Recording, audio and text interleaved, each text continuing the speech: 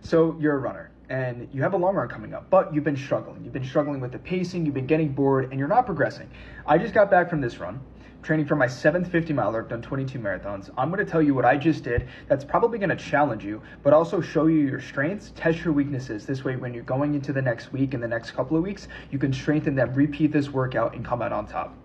So I will have to say this is one of my favorite workouts to do, and I'm going to put the stats here. Miles 1 to 3 for me are always strides. Now, I'm already warmed up. I do pre-activation yoga, 45 minutes. I'll do a mile light jog for 8:45, which isn't built into any of my workouts. That stuff is easy. Now, going into the strides, it allows me, if I'm going into speed, to pick up my cadence, mentally work in with myself, and see how I'm feeling when my legs are moving faster. So strides can be 0.8 miles for me at a 7:45 pace, and then 0.2 miles at a 5:30 half marathon pace, or 5:15, depending on the hills in Central Park. It all varies. So that's what that came out to, like a 6:45, 6:50. The float mile I throw in there before I get into my speed, just to kind of check in with myself, see how my form is, and most importantly, get a lot of my nutrition in. On a slower pace, it's a little bit easier for me, and everybody's different.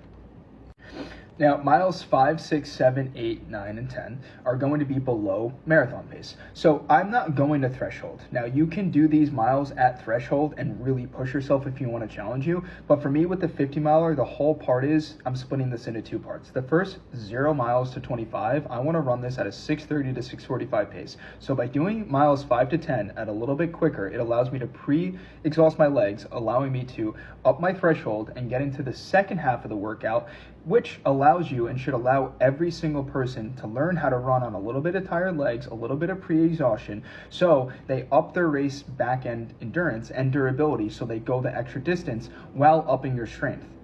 So the last half is basically your marathon pace. So you teach your body the speed in the beginning of the workout, you upped your lactate threshold a little bit, now you have the race durability and you know what it's like to run on tired legs at your actual marathon pace, which is amazing. If you could do this workout, I think that you have the confidence and you built a great structured plan to go into your marathon and kill it.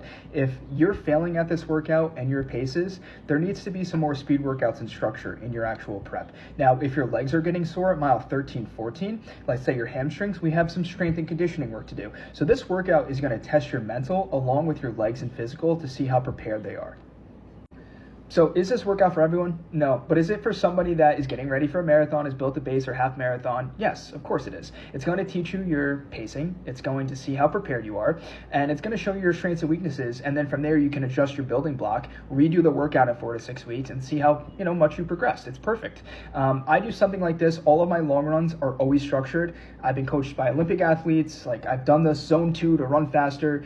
I need progressive overload, and I need a very hard style of training for my body to adapt because of the years that I have under my belt. Everybody is different. So this is a typical structured 17 to 20 miler that I do. All my 30 to 35 milers will always be double progressions or tempos, but we could talk about that in a different video. So try this workout. If anyone's going to try it, drop a comment. I'm curious to what everyone else is doing for their long runs. I know a lot of people do the easy runs and stuff like that. I respect that. But I think a lot of people out there, they do need to raise their standards, especially if they have a goal and it's a sub-3 marathon. You do need to hit your pacing a lot of the times on your long runs to make sure that when the sub-3 gets there, you're just showing up to race day on autopilot. But that's what I did today. Take notes of it if you want. Drop a comment, and I'm out.